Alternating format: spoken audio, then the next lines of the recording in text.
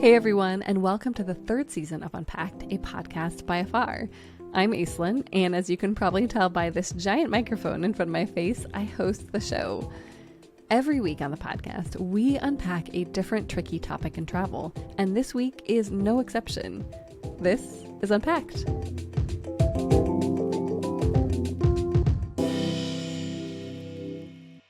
Welcome back to Unpacked. Welcome to another year of talking about summer travel.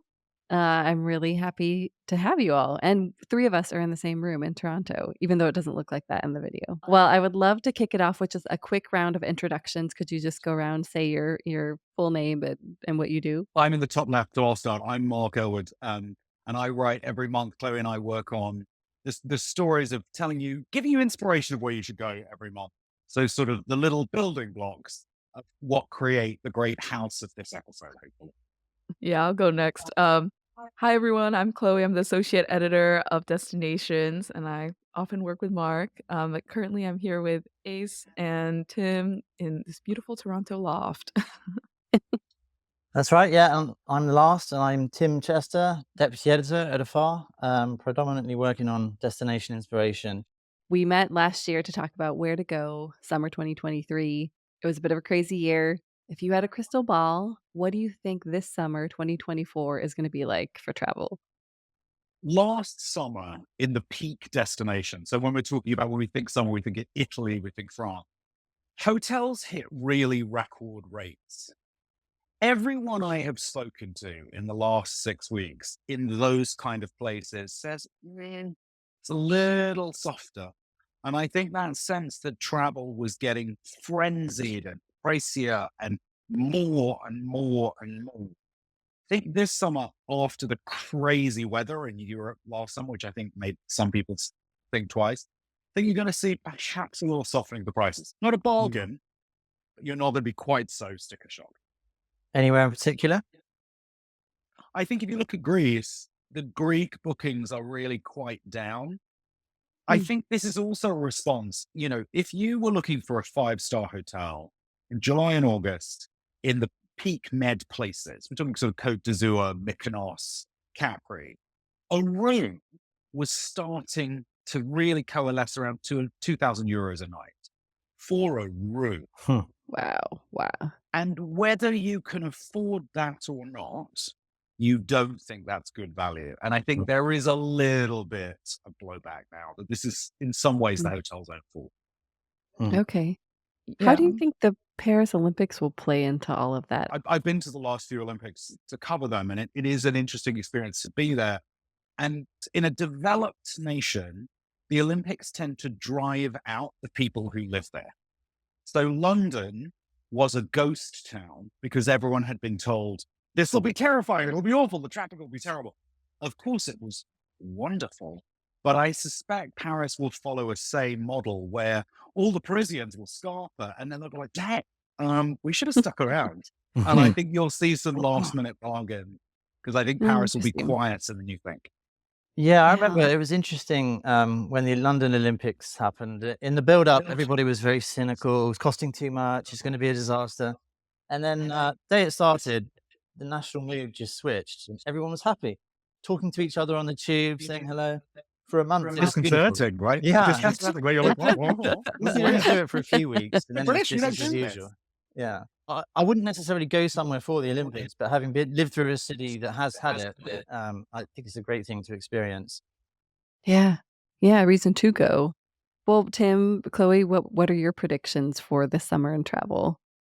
Yeah, I think it's really interesting what Mark said about how, the summer craze over big name destinations kind of are now putting people a little kind of pushing them away. Because I was working with Erica Firpo on the when is the best time to go to Italy. And I think kind of the way that people are adjusting to the potential summer craze and the crowding out effect is going in the shoulder season. And I was talking to Erica and I was like, oh, what about the spring shoulder seasons? Because she only mentioned the fall and she was like, there is no spring shoulder season anymore. Like there are already so many people coming to Rome during the springtime now. So it's Interesting. kind of really just the fall now. But I would say to add to that, Chloe, it's interesting. The Italian lakes used to be incredibly seasonal. When I was a tour guide in Italy, The Italian lakes were just sort of late spring, early summer. Pasalacqua, which everyone has heard of, constantly named the world's best hotel. The owner's building a pool indoors so she can stay open year round. And multiple of the resorts in a place like the lakes, which is super seasonal, are trying to future proof themselves against the fact that the summer may not be as appealing. I mean, it's still going to be busy though. The popular places will still be busy, right? That's not going away. Yeah, I feel like the seasonality of, like, going on the off season is more for, like, people who've already been there and wanting to make a return, but for some people where it's been their dream to see the Colosseum, I don't think exactly crowds are gonna deter them. But there's Yeah. always, but there was, sorry, but there's always the way you can look at this. And I agree with you. I think no one who hasn't been to Venice yet wants to go first in the winter. But when you go somewhere that is super popular in the peak season, you check off the places you must see, the Colosseum and things.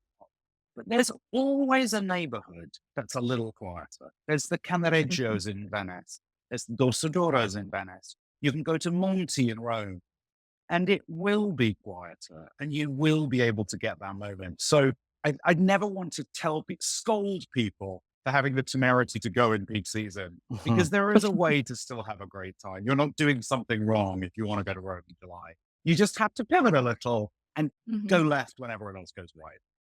Well, I think we should just get into destinations as a whole. I mean, where would you send people this summer? Well, for me personally, I'll be in Italy from April until kind of end of July. I'll be in Bologna, and I think I'm actually really interested in seeing, like, Italy, but kind of on a little small town scale, going to, like, the small food festivals because I know that culinary travel is one of the big trends that a lot of places are seeing.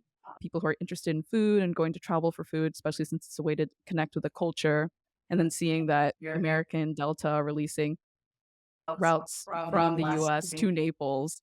So going to Cool. maybe not, like, main hubs, but, small towns in Europe, because I think Europe is still gonna be a popular destination. In the spirit of travel dupes, that's so popular these days, if you're in Italy, I would suggest skipping the likes of Tuscany for Umbria. I had a great time there a couple of years ago. The rolling hills, the wine, all the benefits of the neighboring regions, but less people. I spent every summer in Versilia, which is the coast of Tuscany. It knocks Capri and the Amalfi Coast out of the water. Why anyone would want to go and stand on a pebbly beach that's not next to the hotel, surrounded by day trippers, when you could be on a Jersey Shore size beach with a gorgeous beach club where someone brings you a glass of wine and then you walk 5 minutes to your giant, gorgeous hotel, or you cycle around the very flat area like a chic bohemian in Porta de Marmi or in Viareggio. I have no idea. I do not understand. It continues to baffle me. So that is my home base in Italy, is Versilia. I feel like last year, I think Idaho sponsored the podcast. I think this year, Italy has sponsored it. But Well, can I? any So I will make some suggestions that aren't Europe. Our audience is primarily the Northern Hemisphere. But remember, for the Southern Hemisphere, you've got winter. And winter is the best time to go on safari. You'll get empty, barren lands where the animals are pushed towards the watering holes. So always go on safari then. So I was just in Fiji. I was at Kamalapala last week. The southern South Pacific in their winter is perfection. You have flawless weather, and you half close your eyes and you picture a desert island. That's what Fiji is like. Go in the winter, no humidity, perfect weather. You want to go to Tasmania. There's a museum that was built in Tasmania. Why these? I think the nicest thing to say is he's a little eccentric, very wealthy man from Tasmania. And he built a museum without any input from other museum people. So he forgot to build the offices when he blasted the museum out of the rock. So all the museum's offices are sort of not on site. It's called Mona. He holds very countercultural festivals around it. The festival is called Dark Mofo. And essentially, you take a ferry out of Hobart and you sail into it. And it feels like a Bond villain's lair. And it is intended to feel like a Bond villain's lair. It's very eccentric, very Australian. So I remember Southern Hemisphere in the winter, you've got many places that are their best. I love that. That's so unexpected, but fantastic. I went to the opening, 10, 12 years ago, and it's a glorious experience. And I think even ardent Tasmanians will admit that Tasmania wasn't necessarily Australia's tourism jewel, but once Mona opened, it had a knock-on effect that has made Tasmania this gorgeous little foodie hub, fantastic microclimates, flawless food, brilliant vineyards, a real sense of sort of low density, high end tourism, absolute charmer. Well, where are you specifically going? I mean, Chloe, you mentioned you're gonna be in Italy for the summer. Tim, I think you have some pretty cool travel plans this summer. Yeah, I'm going home back to the UK for a couple of weeks, and then during that time, I'm leaving kids with grandparents and going over to Serbia, Belgrade, for a couple of days. I've got a friend who's in the foreign office there. So we're going to have a very whistle stop couple of days. You can do this tour of all the communist sites in an old car, great food scene, great sort of tavern or pub scene. So I'm going to try and cram as much as I can into 2 days there. Have any of you been there? No. No, I've been to Croatia, and I think, you know, war tourism is such a a poor terminology, but I do think going there and really getting a sense of the Balkan conflict and sort of Mhm. how the Balkans have been a ping pong ball between so many powers is really fascinating, heartbreaking. Yeah. I guess I was talking about going to Bologna this summer, just kind of going on like more underrated places within Italy. But I think I'm gonna try to, I guess, stay cool during the summer is gonna be one of the big goals of mine overall. Where that takes me depends, but I think that's probably gonna be the main goal. I would encourage people. There is a really interesting insurance company called Sensible Weather, and it was founded by a quant who worked for a hedge fund, who's also a meteorologist, and he combined his two know-hows into this insurance firm that you actually have to buy it as part of a packet when you book with a hotel. It's a B2B product, so you can't just re-up it.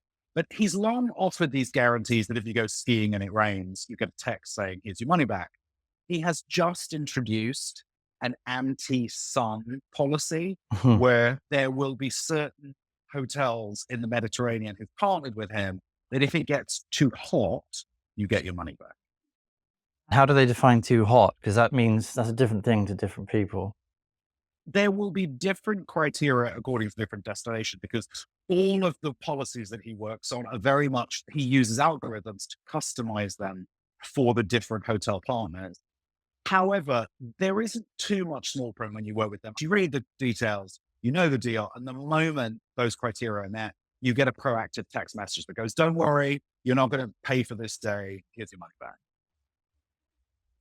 I think that's a great segue into a question I wanted to ask you all, which is that, there was this New York Times story last year about the impacts of climate change on summer travel specifically, the crazy heat waves, fires, floods, things like that. How do you all recommend that people travel or plan for summer travel given the kind of climate crisis that we're seeing? I mean, sensible weather, that sounds like a great place to start if you have the option. You could start by looking at quote unquote safer places, places less subject to climate sort of emergencies, although they tend to be happening everywhere these days in different ways, whether it's excessive rain or excessive heat or whatever it may be. I'd advocate for trying Scandinavia. I feel like that could be somewhat one of the last areas to like really feel the effects. Oslo in particular, I really liked visiting there a few years ago. I'd say being prepared, obviously, with the right insurance, the right plan B. If you're going somewhere where you think you might have adverse weather, and especially if you've got kids, then maybe focus on hotels that have indoor activities or, other kinds of things to do. Don't put all your eggs in one basket hoping for a week on the beach in the sun. But also, I would say look at the long-term data of the weather of a place. Just because Greece was in the news for the fires last year doesn't mean they're going to have a whole hot, fiery season this year. It's actually quite hard because if I've talked to some climate scientists about this very topic, and almost everyone says it is wrong to think that Europe is getting warmer. We used to call this global warming, and we now call it climate change. What effectively is happening is the weather is getting wilder and less easy to predict. And therefore, you're not necessarily going to have another Cerberus like last summer in the Mediterranean. But unfortunately, you might have to pivot at the last minute. It's much more a sense of, gosh, everything looked fine and suddenly it's going to rain all next week, which historically may not have happened. So I think that's the key, is Hmm. give yourself the flexibility. Maybe you don't book all your hotels. Maybe you book the first few nights when you arrive and you give yourself the leeway to move somewhere else. But be prepared for it not to be what you expect. Getting Wow, I feel like we're living in like a topsy-turvy world right now because like Mark, you're advocating for flexibility and as the free-spirited traveler myself, like one of my tips is planning ahead and You and I have planning swapped your off. day. This I is know. like Travel Freaky Friday, right? This is like Travel Freaky Friday. I know. This is like, oh, it's making my body's tensing up just saying this. But planning your day, and especially when it's going to be super hot, having some museums in mind that you want to visit, places where the environment is more controlled, and you're not going to have a heat stroke in the middle of it. I mean, I was thinking about this a lot because I was also talking with Ace and Tim about it, and I was researching the Paris Olympics and how that would kind of affect crowds and everything like that. And I came across a really interesting study that they did in 2019. They were interviewing people who said that they would come to the Olympics in Paris or will come to Paris despite the Olympics happening. They're not going to be going to the museums. They're going to the more big ticket places. So there's kind of an even bigger plus to look for maybe underrated places because they might even be less frequented with the big crowds and can be better for potentially crazy weather. I would also say I'd encourage, if you're going to Europe this summer and you're a bit worried about the prices, I always think that one of the cleverest ways to get from North America to Europe is go to Google Flights. You put your origin airport, and then you put Europe as the destination. What it will pull up is a map of Europe with prices for a flight to all the different hubs. You can click non-stop if you're lucky enough to live near somewhere there might be non-stops, and it will tell you how to get over to Europe. And then within intra-Europe, you could take a train, you can take one of the budget airlines, you can drive. But I think if you're looking at plans for the summer, the one thing I would do is plan ahead with the flights. And just because you want to go to Copenhagen, maybe you don't look at flights to Copenhagen, you look at flights to Frankfurt, and oh gosh, you can take a nice train to Copenhagen after a couple of nights in Frankfurt. That's really interesting. One thing I've learned with Google flights is the longer you can have between when you decide to go somewhere, when you actually book, the better. Because I've been tracking a family of 5 from LA to the UK ticket price, and it's gone from 4.5 to 7,000 over that time. So it's like, you get these regular updates, and these prices do fluctuate a lot. One last thing on climate travel is I'm a bit torn because having spent a night in Cabo in Mexico last summer with my family, the day before flying home, watching a hurricane track up the coast, wondering if it's going to sort of ruin our trip back and have me stranded in a hotel I can't afford for a few more nights. I'm quite keen to make sure where I take my little kids, especially, it's more of a safer bet. But I also don't like that kind of fearful approach to planning. So I'm a bit torn there. Tim, I don't think you're wrong. I remember I had a wedding to go to in the Caribbean just before Maria and Irma that season. And, when a hurricane bubbles up into the sort of ecosystem, I don't think it makes you fearful to go, you know what, I'm not going to take the risk and just hop on a plane to where that hurricane's heading for. I think that makes you reasonably smart, because also if you get stranded there, you're restrained on the local infrastructure. So what you're doing is saying, let me not be one more thing you're going to have to deal with. So I think you're being a little unfair on yourself. I like that it seems to be a very pro planning group here this year. Last year, I think we had a little bit more of like the Chloe versus Mark, no planning versus extra planning. Since you seem to have your summers completely planned out, are there other logistical things that you think that travelers should be thinking about right now? Like make sure your passport is renewed, or, book those flights because they're going to spike in the next 3 months. I just renewed my US passport because it filled up. And I used It's Easy, which is a visa expediter that I swear by. And they can also expedite your passport. And yes, you pay for it, but they're basically someone to hold your hand. I always think when you deal with government bureaucracy, the one thing you want is someone to act as the intermediary. And I didn't want to mail my passport in, have someone on the end of a phone line say, we have no updates. I wanted to say, here's $200. Please take care of this. oh, it's so great. You can guarantee me it'll be back in 10 days and you'll just problem solve if there are hiccups. So if anyone else is in that position, there are other visa, and there's a CIBT, there are other visa expediters who also do passports. They are worth every penny of sleepless nights. We'll link to a couple of those in the show notes. That's a great tip. If you're heading abroad, make sure you've got global entry if you can. For 5 years, it's around about $100. Makes you breathe through. I love coming back to LAX now, and I don't even talk to anyone. In the past, I'd be taken to a little room by someone for a chat and just left there. But now it's like, just look at it's facial recognition, which is a bit creepy, but you just straight through. But that can take a while to get the interview. I don't know what the wait times are these days, but in the past, I used something called appointment scanner. It just bombarded me with text when people canceled their appointments for the global entry interview, so I could get in a slot the following day instead of 6 months later. It was $29 for a month. You will also find global entry now offers interview on arrival. When most of us who work more in the business did that, it was more logistically complicated. Because it's a moneymaker, they want to make it easy, and there are way more ability to arrive, get a very bleary-eyed picture of you with like jet-lagged eye bags and all that. It goes on your record, but still come through fast. Does anyone here use Clear in addition to TSA PreCheck? Yeah. No. So my Clear is a freebie with my Delta status. What I think what's worth knowing about Clear is it is only a decisive assistance at a hub airport. So for example, somewhere like Atlanta, if you have TSA PreCheck, that's just like normal. But if you have TSA PreCheck and Clear, you speed up. Now, Delta is now trialing digital ID, and digital ID blew my mind because this is a biometric identification. Doing it at JFK and at LaGuardia, you use your digital ID and you breeze through ahead of Clear. So there is now one status higher than Clear, and digital ID, I didn't have to pay anything extra for it. So that seems like a new bonus. So now TSA PreCheck, you're going to see 2 different types of people cutting in front of me. I will be one of those people, and I apologize in advance. Say hello. I'll be looking. Don't hate me. My Bye, Mark. fist clenched.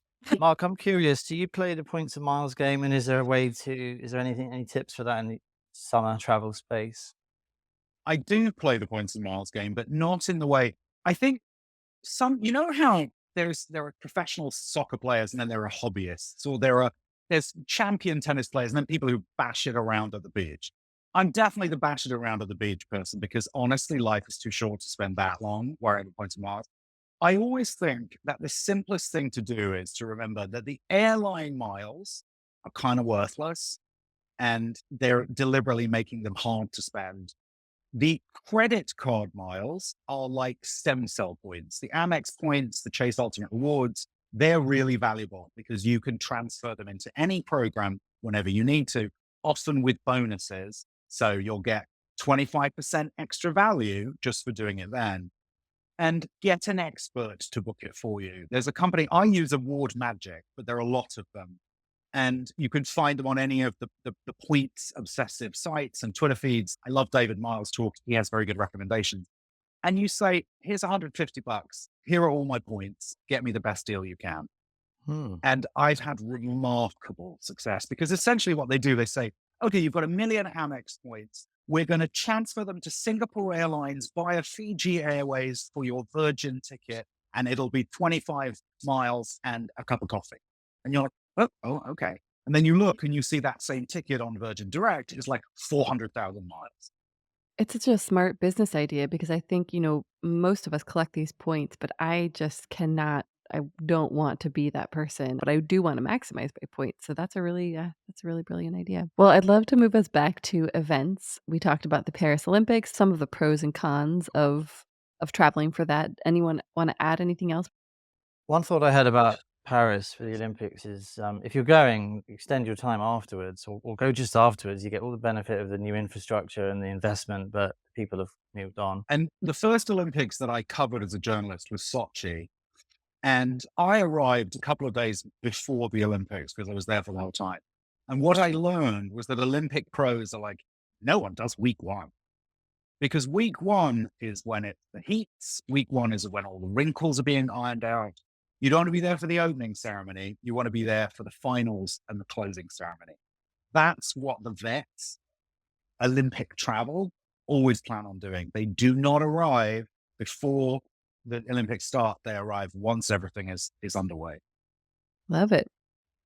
Well, the other event that's taken over the world is a person, Taylor Swift.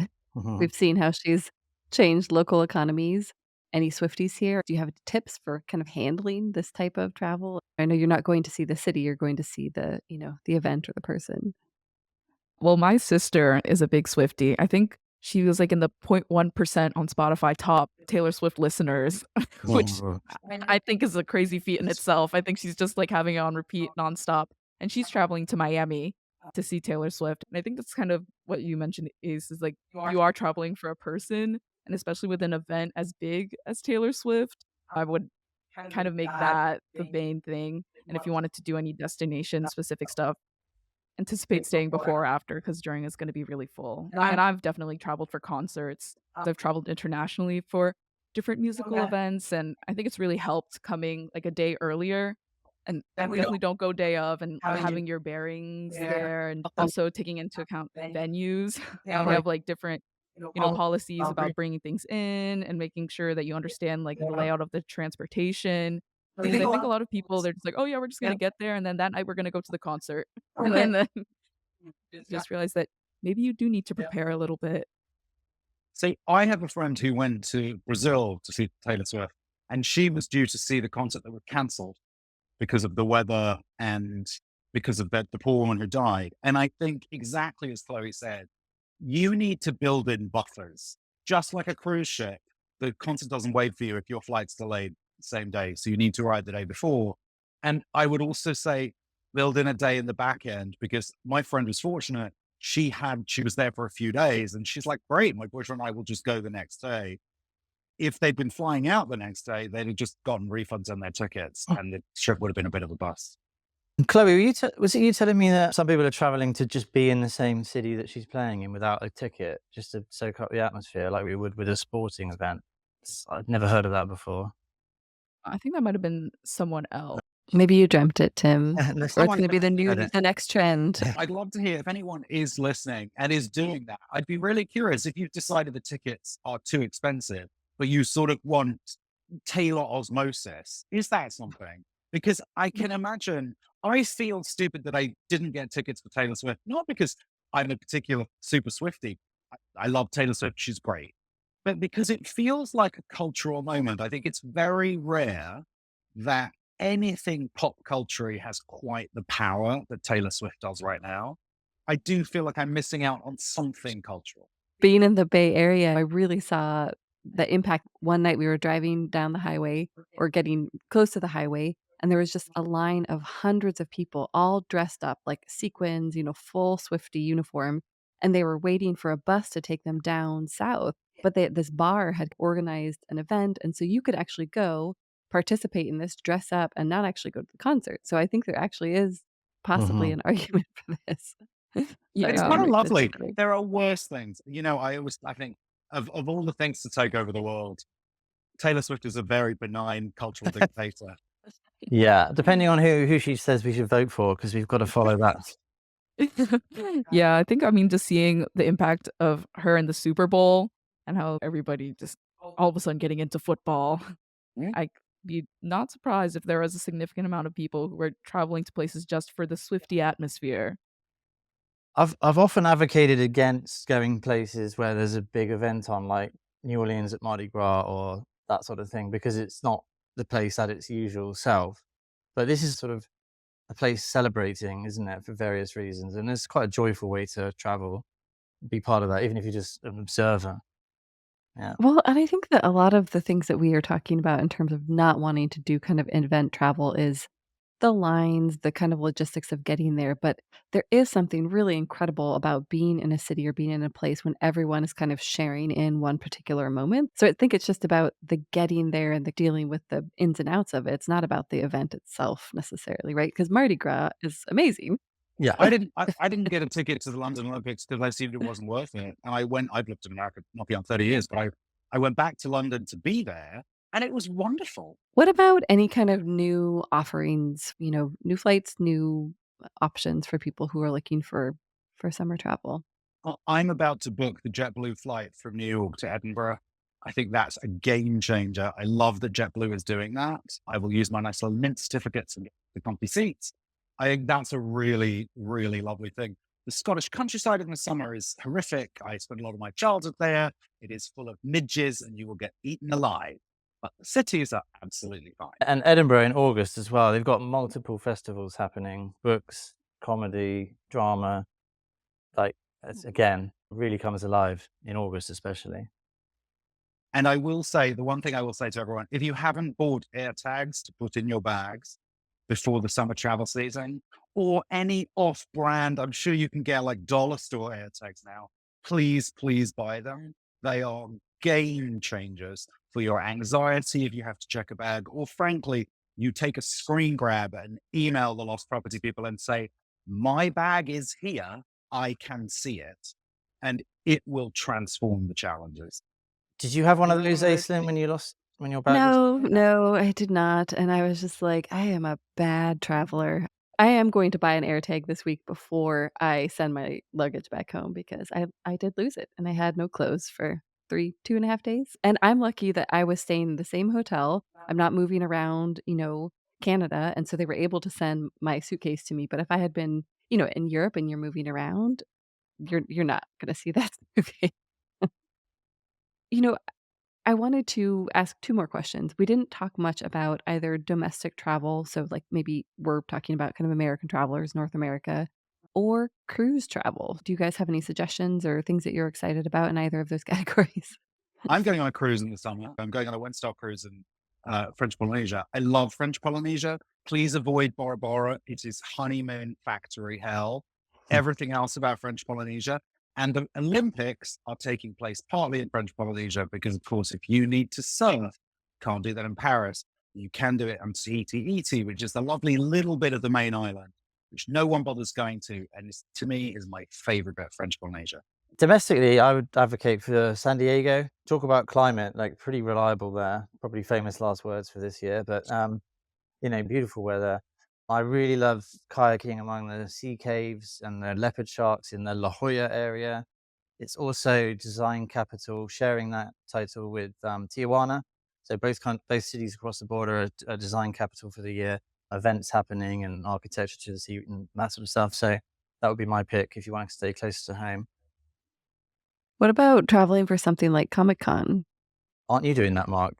Did I I hear? mean, obviously, you haven't seen me until you've seen me in spandex. Although I think something like Comic-Con, even as someone who, I couldn't care less about superhero movies, I think there is a joy in watching people let their freak flag fly and letting it all out. I think Comic-Con is the sort of Las Vegas of events where people get to go and just be their true selves. I'm sure it is just the most fun, even if you look at all the people in spandex, you're like, I don't know who the heck you are. I will say that I did go to this was maybe a decade plus ago, but I went to a Buffy the Vampire Slayer / Star Trek convention because I'm a big Buffy fan and I had to go and meet my idols. And it was amazing because people are just fully so in Yeah. character, so in love with their passion. I love Easy it. to sneer, but easy to sneer. But I think Yeah, joy exactly. by proxy is wonderful, and you just How can you be cynical about that, right? That's what we need this year. Exactly. Let's get Especially like how divisive the end of the year will be. It's like, let's celebrate Taylor Swift and Buffy and the Olympics and sailing. I Yeah. love that basically we're saying go travel to these crazy events. That's kind of our net. Be and joyful. Thank you so much, everyone, for being here today. It's been a treat. thank you. And I'll see you at Taylor Swift. I'll see. I should get those. Yes, I'll tickets. see you I'll then. See you there. Okay, that was our show. Don't forget to hit like and subscribe on your way out, and I'll include a link to the podcast below.